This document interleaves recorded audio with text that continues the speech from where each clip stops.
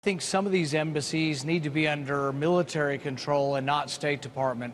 I think one of the mistakes we made in Libya, and I don't think they've yet recognized this mistake, is that Benghazi was a lot more like Baghdad than it is Paris.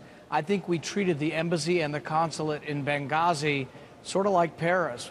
A Marine here, a Marine too, actually worse than Paris in the sense that we had an unofficial militia guarding our ambassador. So I think really Benghazi, still they haven't learned the lesson. I would put it under military control rather than State Department control. Who's responsible for that blunder? You know, I think ultimately the buck stops with Hillary Clinton, if not the president. The other thing is ultimately for 6 months there were these requests for security, for additional security, and Ambassador Pickering said, well, it didn't ever rise up to the level of Hillary Clinton.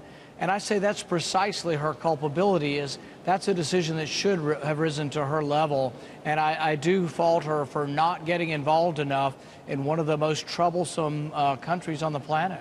Now that the White House has released the emails, the transcripts of the emails leading up to those so-called talking points, the various iterations of those talking points that led the U.S. ambassador to the UN to go out on the Sunday show and make the suggestions that she was making about demonstrations and all of that. Are you satisfied now that you've gone through all those emails that there was no political cover-up? Well, I'm still unclear why. I think there was a cover-up or a misdirection campaign by the president and his people. I'm still unsure why they were trying to do it. Did they think anybody was going to believe this had nothing to do with terrorism? But I guess the thing that troubles me is when Hillary Clinton came before our committee, she said she had nothing to do with the talking points. Now, when you look at her emails, though, it looks like her spokesman, Victoria Nuland, is all over this, saying, gosh, you got to remove the terrorism quotes because there could be political ramifications. And this is Hillary Clinton's spokesman. So unless Hillary Clinton's spokesman doesn't speak for her, this really does draw Hillary Clinton into this, and it puts her fingerprints all over these talking points. Well, there's no apparent evidence that Victoria Nuland directly got instructions from the Secretary of State, right?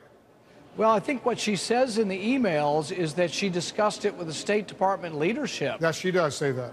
Well, I'm wondering who the State Department leadership is if it's not Hillary Clinton. Well, it could be a deputy secretary, it could be assistant secretaries. There's other layers of leadership.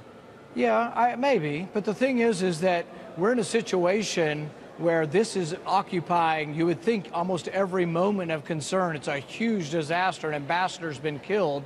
You have Hillary Clinton on the phone at 2 a.m. with Greg Hicks over in Libya. So you have to wonder that somehow she's no longer involved in the loop with her spokesman, who is talking about how to the political judgments of the talking points. I just find it stretches credulity to think Hillary Clinton wasn't involved with the talking points. So you obviously still have a lot of questions.